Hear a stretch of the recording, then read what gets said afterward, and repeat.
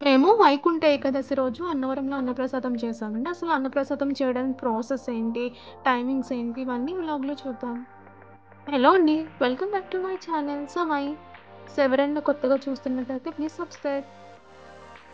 మేమైతే ఇంటి దగ్గర 5:30కి స్టార్ట్ అయ్యామండి. వీడియో అయితే మధ్యలోంచి తీస్తున్నాను నేను. యాక్చువల్లీ ఇంటి దగ్గర నుంచి అన్నవరం టెంపుల్ అనేది మాకు 2½ అవర్స్ చూపించింది. టెంపుల్ రీచ్ అయ్యేసరికి అరౌండ్ 8:30 అలా పట్టింది. ఎందుకంటే మధ్యలో మేము కొబ్బరికాయలకి, పువ్వులకి వాటికి ఆగాము. అంటే కొండపైన కూడా అవి దొరుకుతాయి. కొండ కింద అయితే కొంచెం తక్కువ రేటుకి ఉంటాయని కింద తీసుకున్నాము. నేనైతే అన్నవరం చాలా సార్లు వచ్చాను. కానీ మా హస్బెండ్‌తో పెళ్ళయ్యాక రావడం ఇదే ఫస్ట్ టైమ్ అండి. సో, చూసారు కదా! వన్స్ అన్నవరం రీచ్ అయిపోయాక చుట్టూరు చెట్లు, ఈ రోడ్ పీస్‌ఫుల్‌గా చాలా బావుంటది.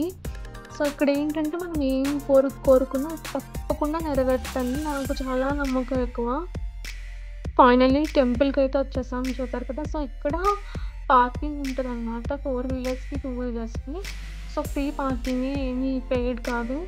ఇక్కడ పార్క్ చేసేసి టెంపుల్‌కెళ్ళిపోదాం వచ్చేయండి. ఈరోజు మేము ఎంత లక్కీ అంటే వైకుంఠ ఏకాదశి అని నాకు నిజంగా తెలీదండి టెంపుల్‌కొచ్చే వరకు. వైకుంఠ ఏకాదశి రోజు వ్రతం చేయించుకోవడానికి వచ్చాము. నిజంగా చాలా లక్కీ కింద ఫీల్ అవుతున్నాను నేను. సో, టెంపుల్ లోపలికి ఎంటర్ అయిపోయాక ఇలా టికెట్స్ ఇస్తారండి. వ్రతం టికెట్స్ ఇక్కడ తీసుకోవాలి. సో, 300, 800, 1500, 2000 టికెట్ కూడా ఉంటది. సో, మేమైతే 1500 టికెట్ తీసుకున్నాము. 1000 రూపీస్ టికెట్ అయితే అండి స్వామివారి ఎదురుగుండా మండపం ఉంటది. అక్కడ చేస్తారు. సో, 1500 అయితే స్వామివారి పాదాలు ఉంటాయి కదండీ కింద అక్కడ చేస్తారు.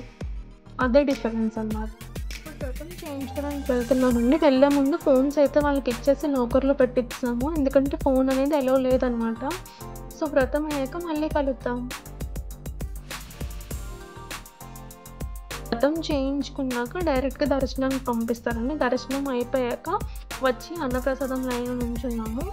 సో, అన్నప్రసాదం అనేది 11కి స్టార్ట్ చేస్తారనమాట. వచ్చి లైన్‌లో నుంచుంటే ఇలా బయోమెట్రిక్ తీసుకుంటారంటే మన ఫింగర్ ప్రింట్ తీసుకుంటారు. తీసుకొని మనం ఫింగర్ ప్రింట్ వేసాక మనకు టికెట్ ఇస్తారు. టికెట్ ఇచ్చిన తర్వాత ఇలా లైన్‌లోకి పంపిస్తారండి చూసారు కదా! ఇలా వెళ్తే మనకి అన్నప్రసాదం పెట్టే మండపం అనేది వస్తదనమాట.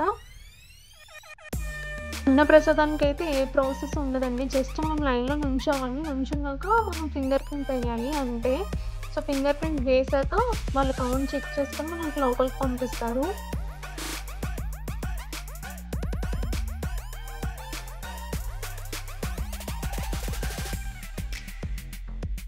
అన్నప్రసాదం ఎక్కడ పెడతారు ఏంటి అని చాలా మందికి తెలిసే ఉంటది మాక్సిమము. సో, తెలియని వాళ్ళు ఎవరన్నా ఉంటే నేను వీడియో లాస్ట్‌లో చెప్తానండి.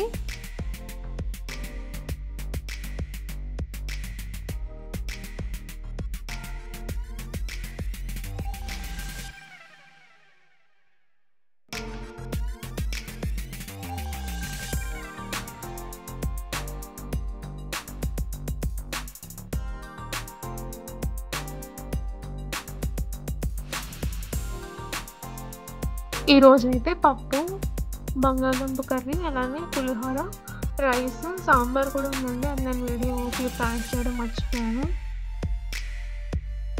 భోజనం చేసిన తర్వాత ప్రసాదం తీసుకోవడానికైతే వచ్చామండి ప్రసాదం కౌంటర్‌కి.